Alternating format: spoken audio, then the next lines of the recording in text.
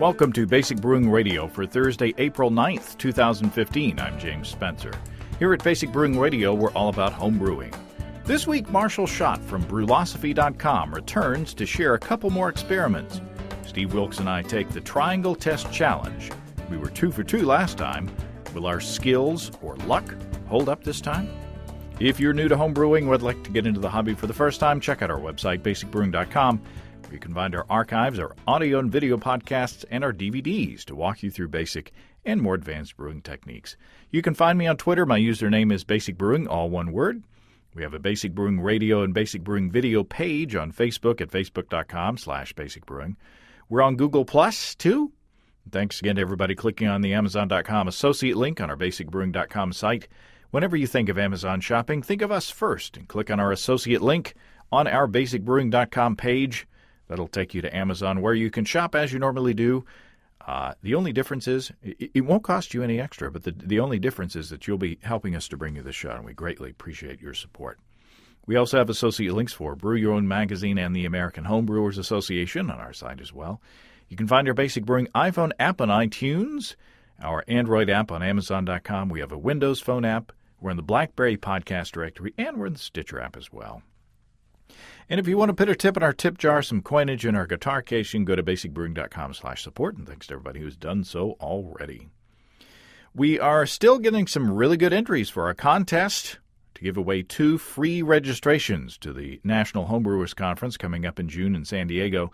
The AHA is donating the prizes, and Basic Brewing Radio and Beer and Wine Journal are giving them away to the 2 best stories of homebrew heroics. The contest is even open to those who have already paid to attend the conference. So if you're going to San Diego, even if you already paid to register, you can enter our contest and get your money back on the registration. So if you're already registered, you can enter as well, too. The prize covers full conference registration and banquet attendance. Details and the entry form are at beerandwinejournal.com. And you have until this Friday, April the 10th, to enter. Just a couple days away, so don't forget. I'm looking forward to reading your stories of homebrew heroics. So let's take a quick look into the mailbag. Kenny from Texas writes, I wanted to let you know that I tied for 3rd place in our local brew club. That's the Cane Island Ailers, a.k.a. CIA, brewing up my first ever homebrew. So Kenny hits it out of the park. Well, he gets a triple. Since or maybe first base. Well, anyway, he got 3rd place in his first contest ever with his first ever homebrews. That's pretty good. Kenny says it just so happened to be your Speedy Brew 15-minute smash. The only thing I used liquid malt extract instead of dry. Wasn't intentional, just grabbed the wrong extract. I was so surprised that an extract beer could taste so good. I plan to do another small batch using the dry malt extract to see how liquid versus dry affects the brew. So congratulations, Kenny. That's awesome. You may remember that this beer is based on the beer that I challenged Steve to make as fast as he could on Basic Brewing Video. We made a 1-gallon batch with the extract, and we only boiled for 15 minutes. And I think the whole brew day, including cleanup, was around 45 minutes. So now we know that beer is a good one, not only because we told you, but that recipe is an award winner. So we weren't kidding when we told you that beer was tasty. The only problem with entering a 6-pack beer into a contest is that you have to submit half the batch for judging. But there you go.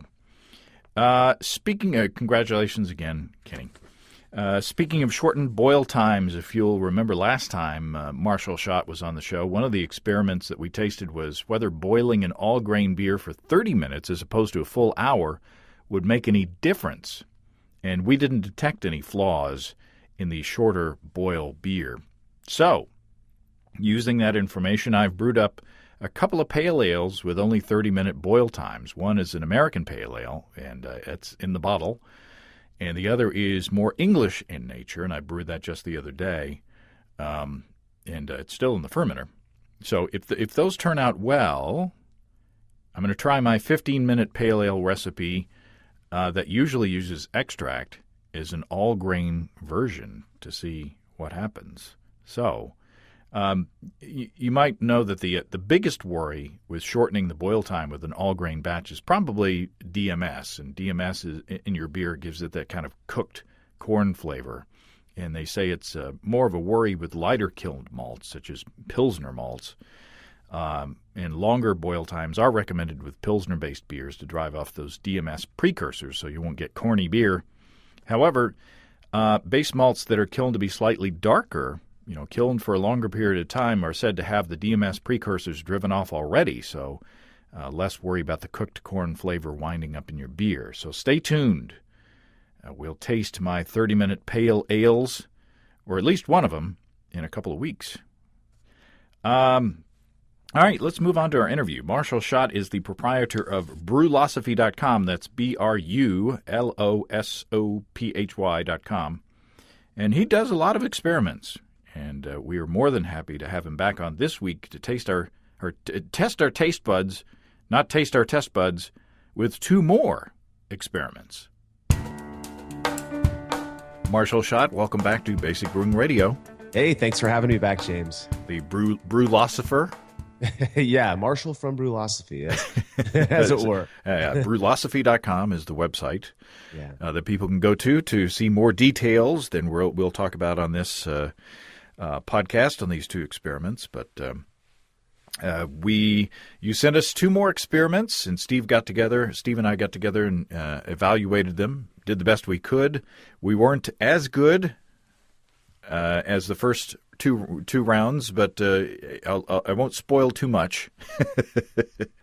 So talk about, for those who didn't hear the other episode with you on it, and they should, talk about the way your experiments are structured and how you evaluate them. Okay. So basically what I do is I focused all of my experiments are focused primarily on the triangle test method of data collection. So what I do is I brew two beers side by side, same exact recipe, and I do my best to manipulate a single variable.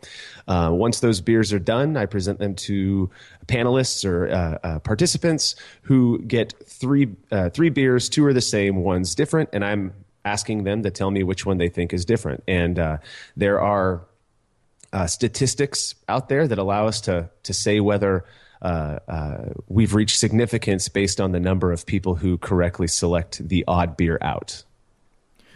And you evaluate them, the results, with an online survey. Mm-hmm. Yeah, what I do is I have an online Google form set up that allows people to take the survey on their smartphone, basically, or my phone if they don't have one yet.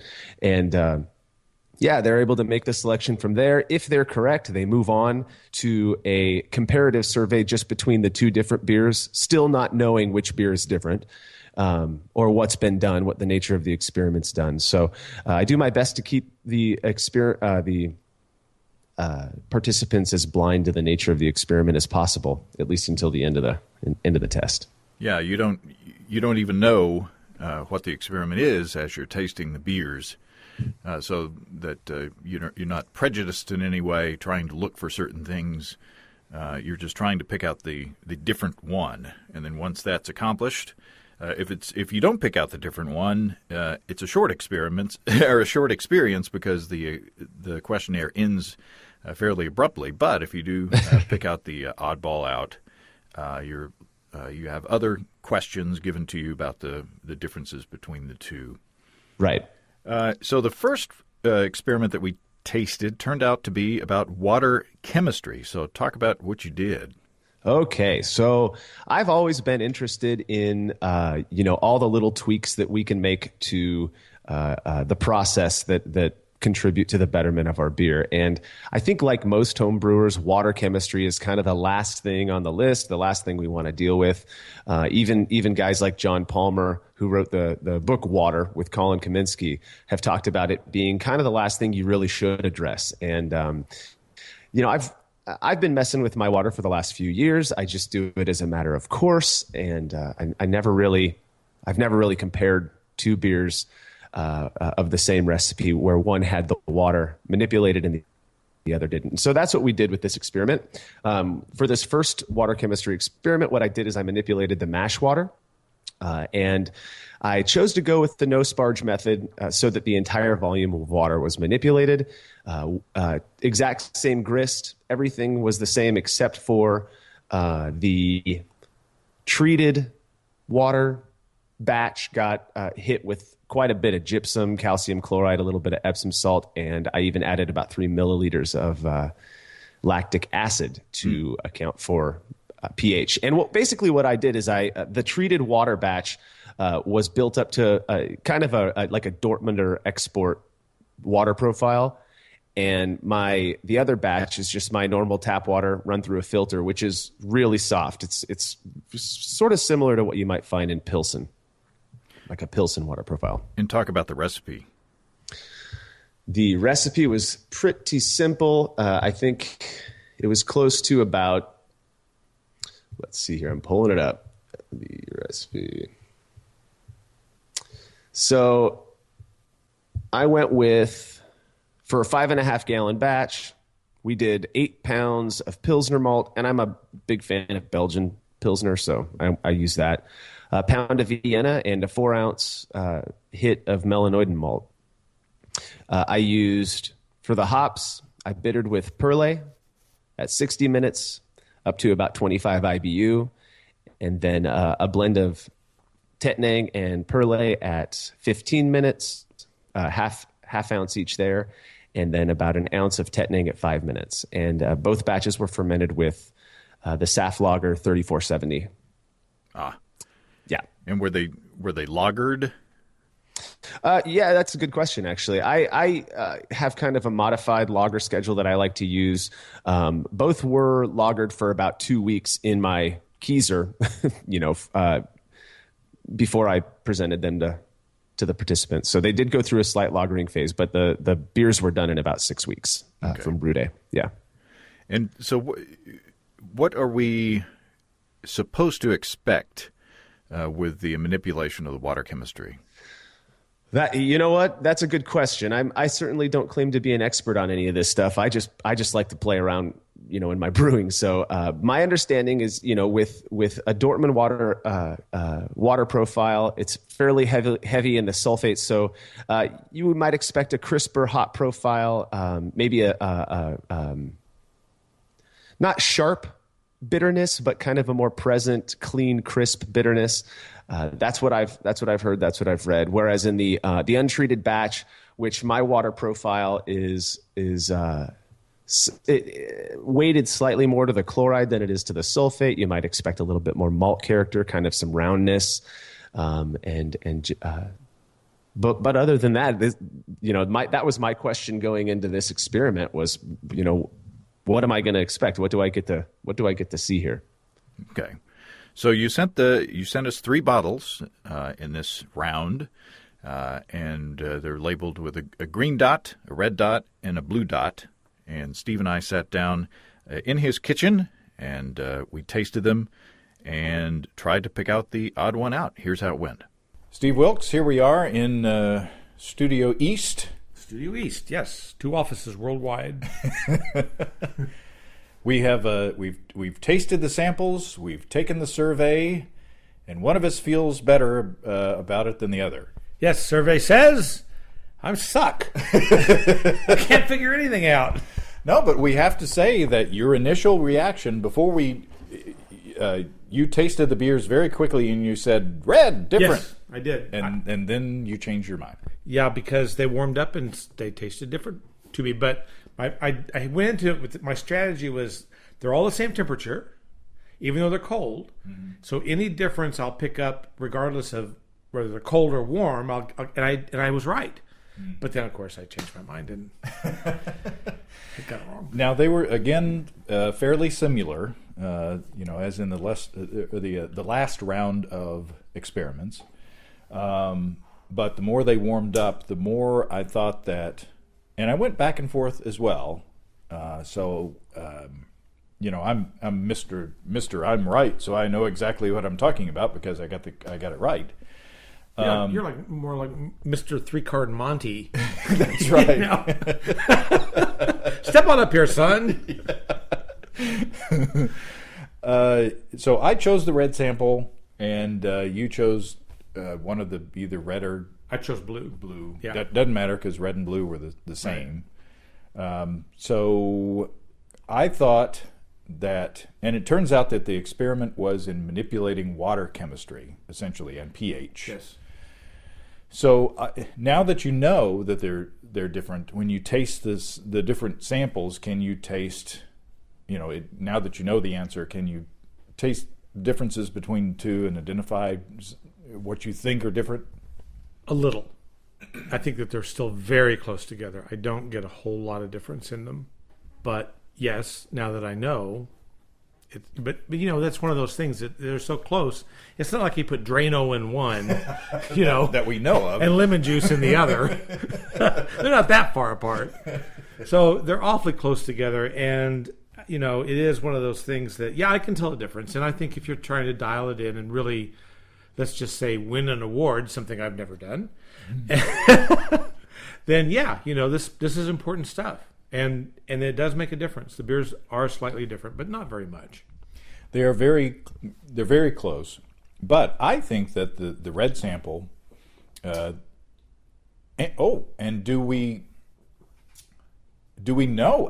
I guess we don't know which one was actually treated. We're assuming that the red one was treated with the water chemistry difference. That doesn't mean it's better, though. But we don't know. Right, and that doesn't, in my mind, that doesn't state that it's better. It just means it's been treated. Do you see what I'm saying? Right. I mean, better is very subjective. So which one do you think is better, the red or the other? The blue and the green. I like those better than the red. Really? Yeah, I do. I like the red better. So there's a chance that I could still be wrong because the red could, or the blue or the green could be the one that's been altered chemically, and the red could be just the regular tap water. But I preferred the red because I thought that there was actually a different ingredient in the malt bill, because I thought it had more of a kind of a caramely flavor to it, or to me the malt backbone, it was a bit more complex and interesting. And to me, the other one, the blue sample, was a little more kind of flat and not as interesting. Wow, I completely opposite. I mean, to me, the blue and green samples, which are the same beer, are more malty. They're a little sweeter. They're not as acidic. And did he say that he added some kind of lactic to it, or did I miss that? It doesn't matter. I can't remember. The red sample seems a little more acidic and a little more. Oh God, I don't have the word for it. A little more. It's a little thinner to me. Huh. So the blue and green samples, they just seem to be have a little bit more mouthfeel. They're a little sweeter. They seem to carry the hop bill better to me. Again, I'm really splitting hairs, but that's really interesting. We taste those so differently. Yeah, I don't know. Yeah, I've been smoking Camels all day. So, I'm on about 3 packs. Well, now. I'm a Lucky Strikes man. So. Well, yeah, there you go. So you're toasted. Yeah, I'm unfiltered Pall Malls. So. I alternate between the two. The Lucky Strikes green went to war. Now, or did the red go to war? I can't remember. Yeah. Okay, yeah. I'm gonna stick with my assertion. Yeah. To me, the blue one is a little just kind of flatter, not as far as mouthfeel, but flatter as far as taste, and I just prefer the red one better. Very interesting. Yeah, and we'll see in the post interview. Yeah. Who's so you still have a chance to redeem yourself on this round. Well, I can only tell you what I prefer. Exactly. And so it doesn't really matter, how it was treated or not treated in that sense. I can just say I prefer this one, and then everybody else can just go stick their head in the sand.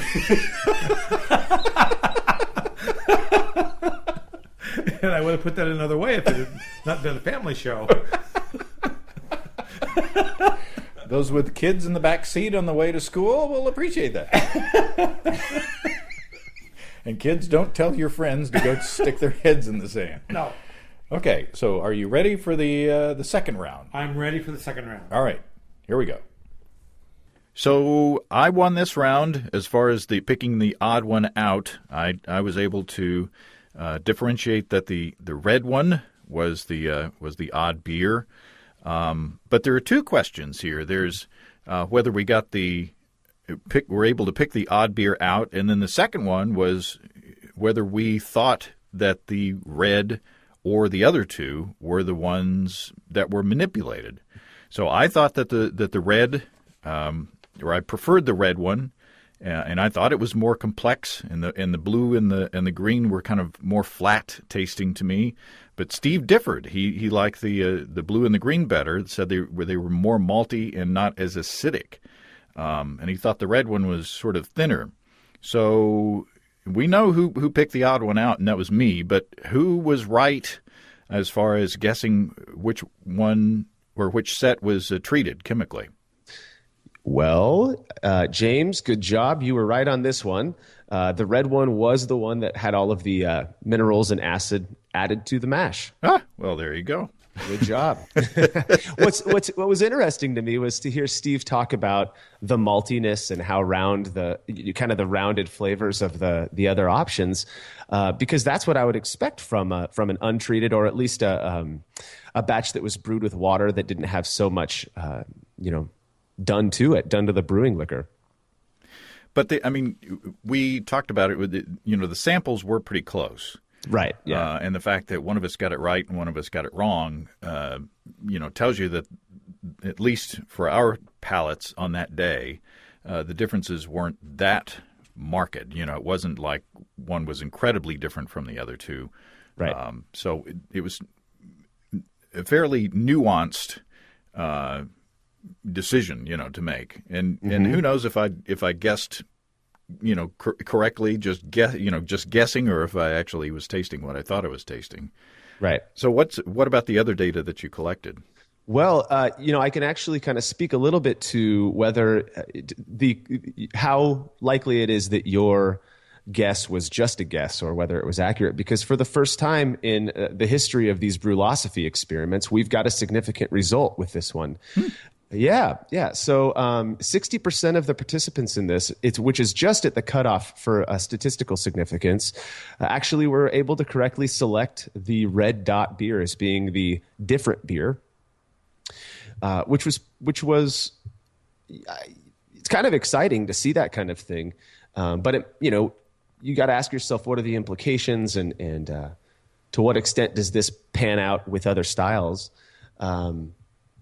For when asked about which beer people thought was manipulated, interestingly, the majority incorrectly chose the blue beer as being the one that or the red beer as being the one they thought had no minerals added to it. Yeah, which was interesting. It makes me wonder to what extent, after the nature of the experiment was revealed, to what extent those answers were kind of maybe subconsciously biased, or people chose the blue one because it's a little bit easier not to have to mess around with water. I don't know. Or maybe people pick what they are most used to. Maybe I would think that maybe the majority of brewers don't play around with their water chemistry, so maybe they pick something that they're used to. I don't know. I'm just pulling things out of the air, but the best we can do is wonder, I guess, at this point. But interesting result.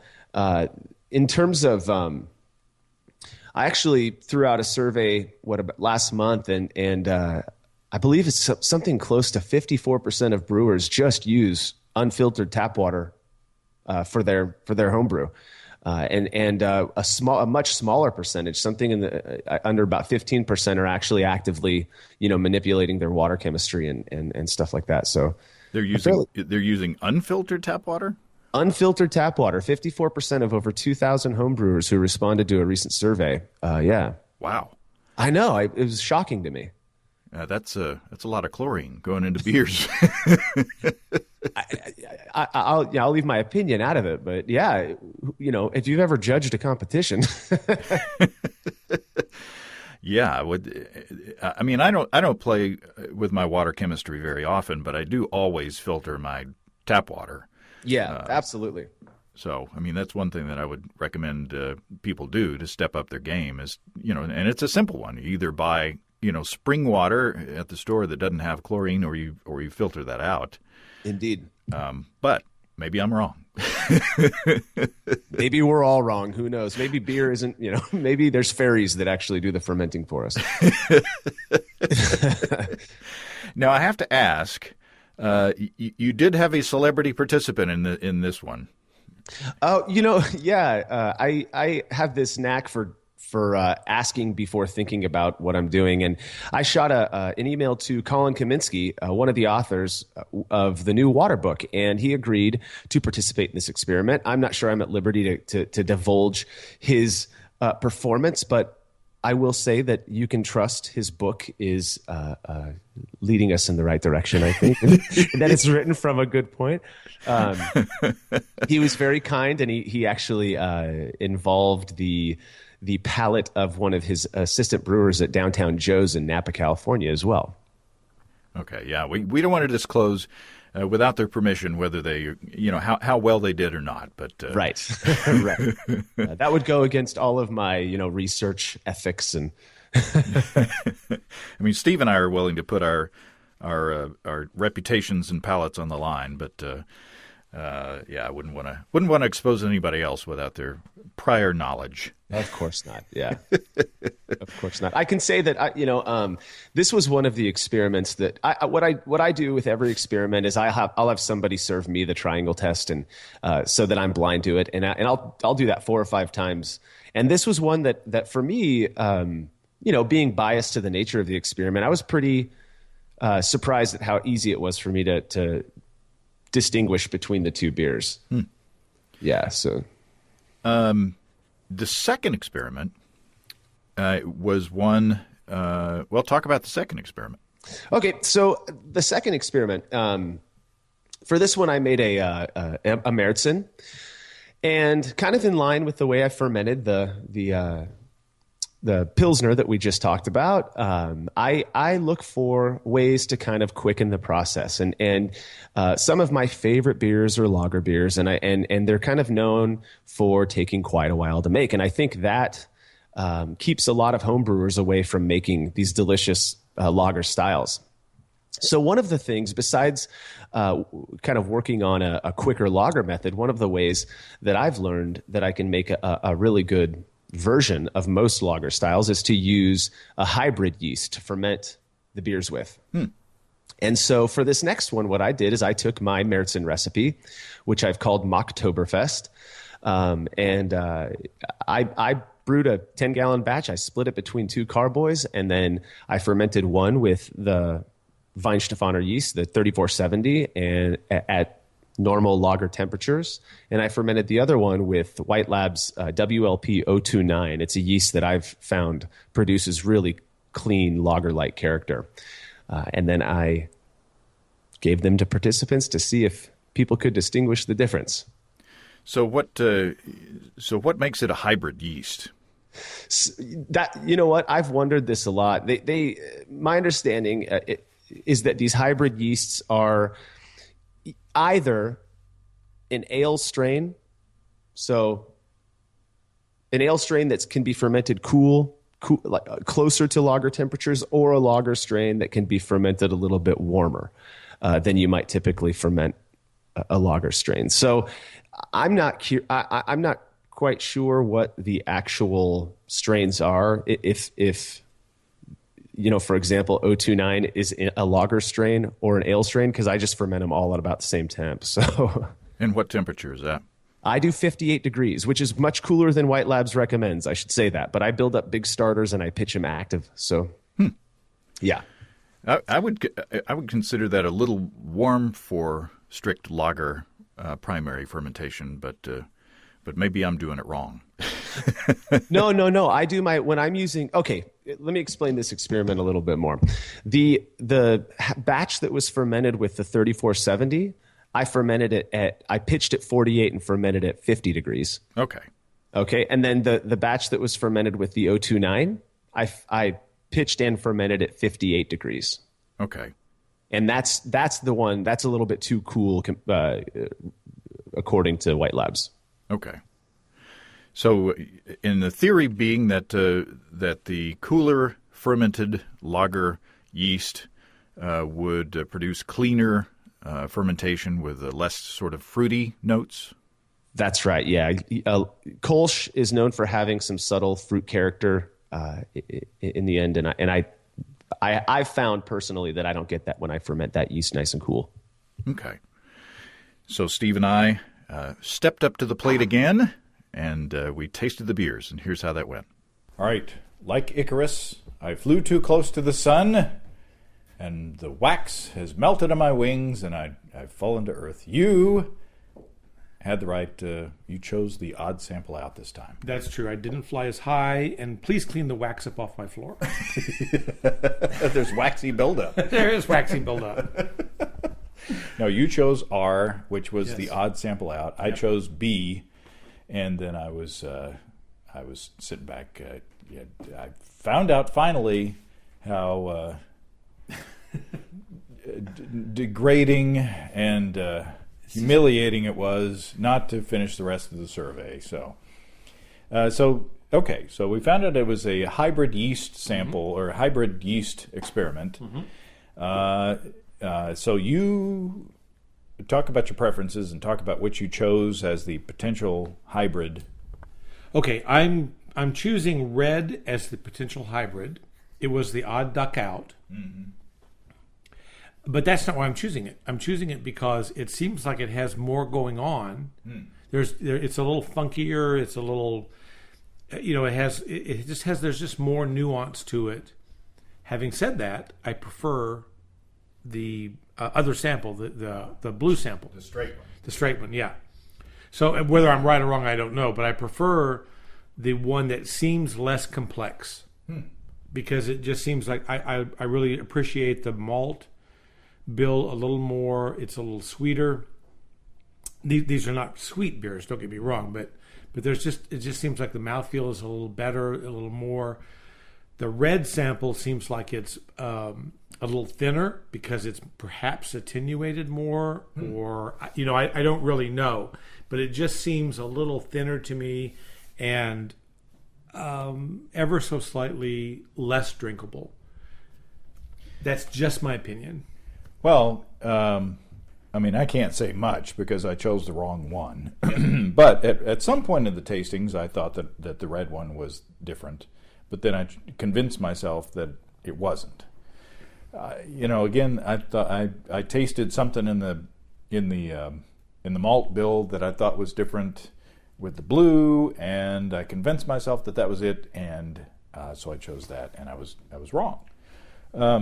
And I tasted so much that there was not much in the bottom of my cups. So, so in a fit of defeat, I blended them all, and then I couldn't taste this. I couldn't.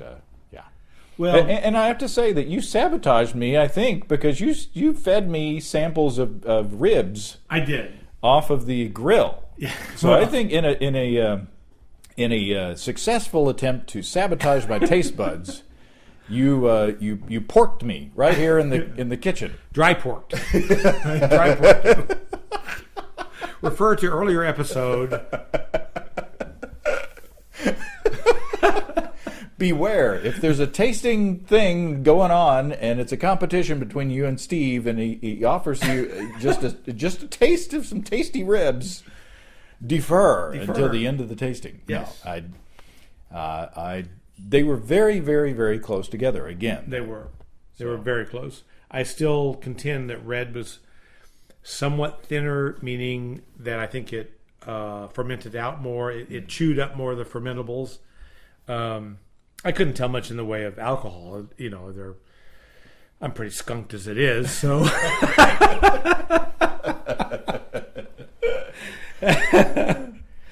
But there was no off flavors No. or anything in No. these beers. They're good beers. And good beers, tasty beers. And so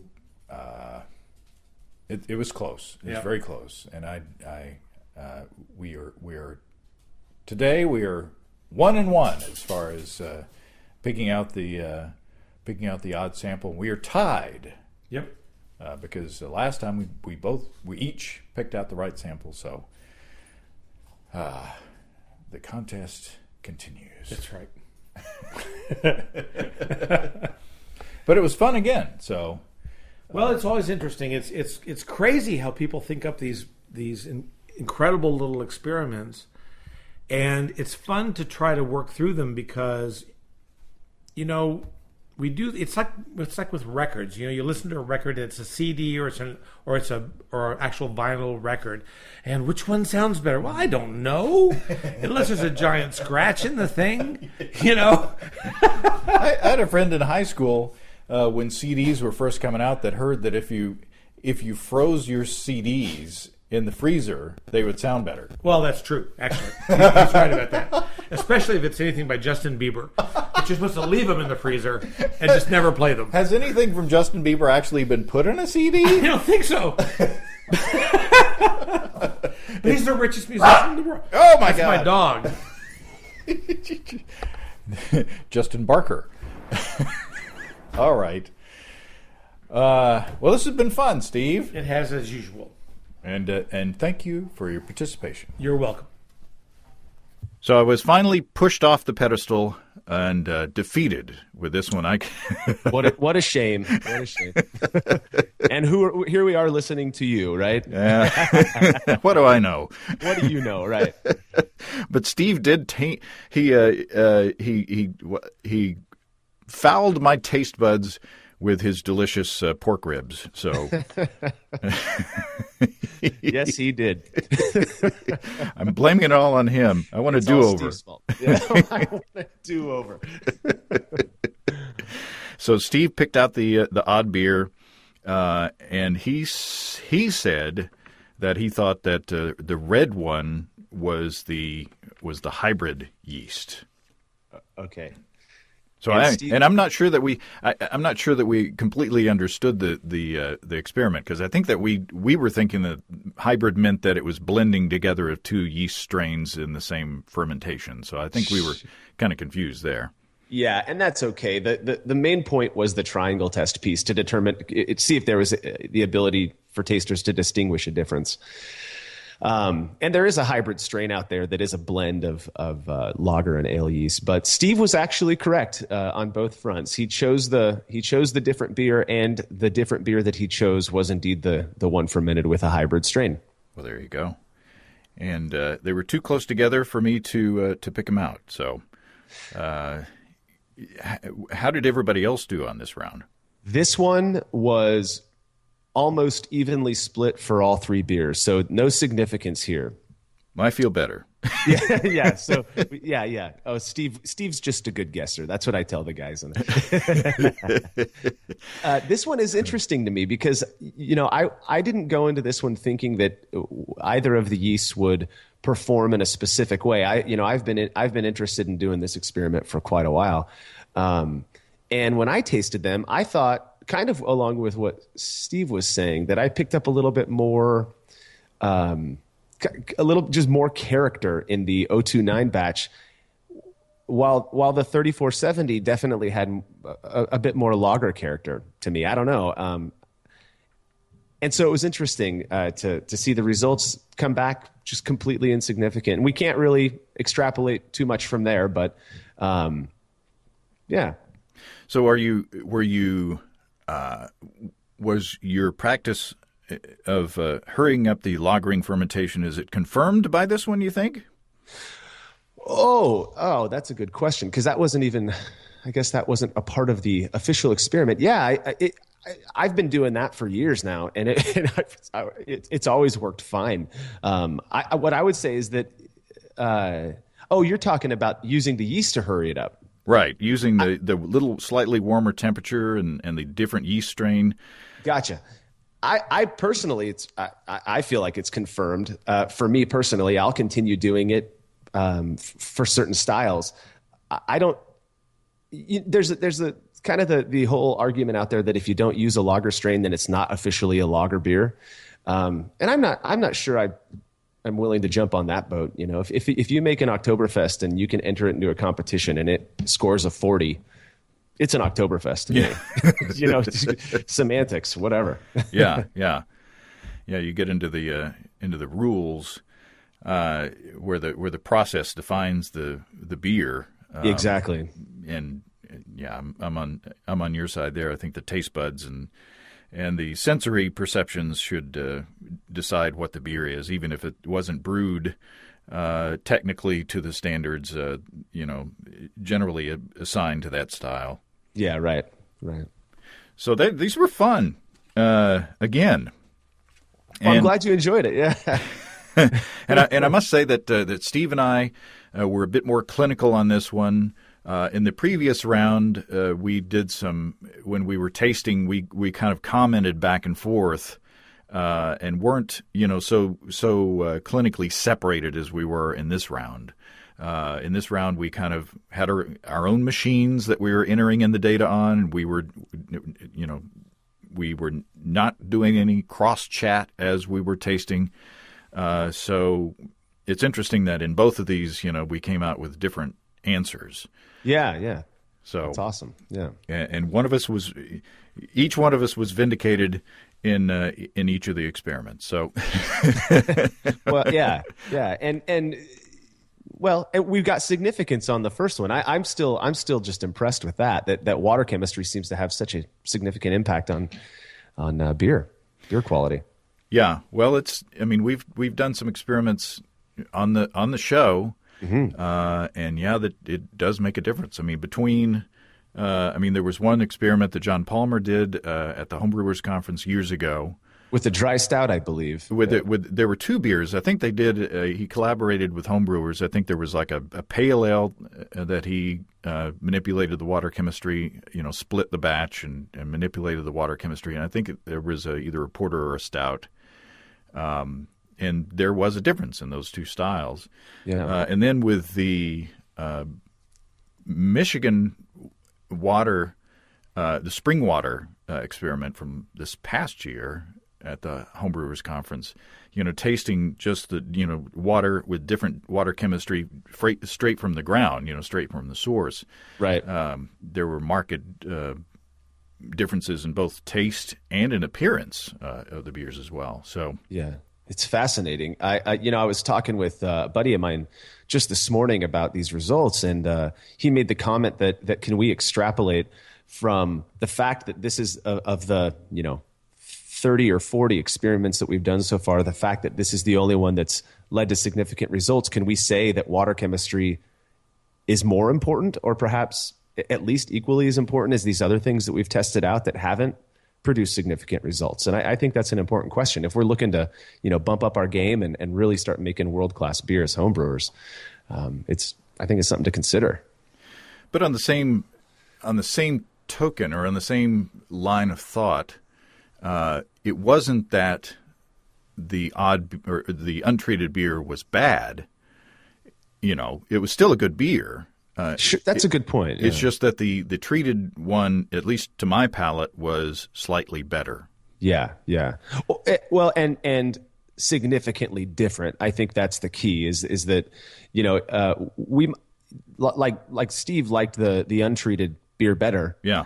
So that's preferential, but the fact that it does make a difference, I think that's the part we need to keep in mind. Is, if we're making, I haven't done this with an IPA yet, it's coming, but if what we're looking for is a crisper, sharper, cleaner hop character, you can make a good beer without this, but are you going to make a better beer or at least a more what you're looking for by manipulating your water? Yeah. It's something that, and I think Greg Noonan said something to this effect on the podcast, that if your beer tastes good, don't feel guilty for not manipulating your water. Oh, yeah, man. That's a great point, too. Yeah, I definitely don't mean to shame anybody. Yeah, I mean, if it's something, it is something that is fun to play with and experiment with. But if you're not doing it and you are making good beer, Yeah. don't worry about it. Yeah. Or don't feel bad about it. Exactly. And I know, for me, water chemistry was one of the most intimidating pieces of the puzzle. And a big shout out to guys like Martin Brungard, who created these spreadsheets that really simplify the process and make it really easy for anybody to jump into this game and start playing with their water a bit. Yeah, one of these days I'll really get into it, maybe. But I'm still a water newbie, so to speak. Well, this has been fun again. Absolutely. And the Homebrew Conference in San Diego is getting closer and closer all the time. So we're looking forward to seeing you out there as well. Absolutely. I'm still trying to figure out what I want to hit you guys with when I'm out there. So trying to settle on an experiment now. Something easy. Oh, yeah. It'll be easy. All right. Our taste buds will be completely worn down flat out there drinking all the good beers out at the conference. So anyway, I look if I don't talk to you between now and then, I look forward to seeing you in San Diego. I look forward to seeing you guys as well, James. Thanks, Marshall. Thanks a lot. Well, thanks again to Marshall. Also, thanks to Steve for taking part in the tests as well. And we're tied. We're neck and neck on these things. I'm looking forward to the next round to see how the continuing competition holds up. I'm proud to be tied with Steve. He's got quite the palate. Don't forget to send in your homebrewing heroics story to our contest, giving away 2 free registrations to the Homebrew Conference in San Diego. The entry deadline is this Friday, April 10th, and the entry form and all the details are at beerandwinejournal.com. And good luck to everybody. If you have brewing questions, show suggestions, or just want to say howdy, write to james@basicbrewing.com, or just fill out the contact form on basicbrewing.com. And please don't forget to tell us where you're from. Check out our support link where you can throw a couple of bucks into the tip jar by subscribing financially to our podcasts.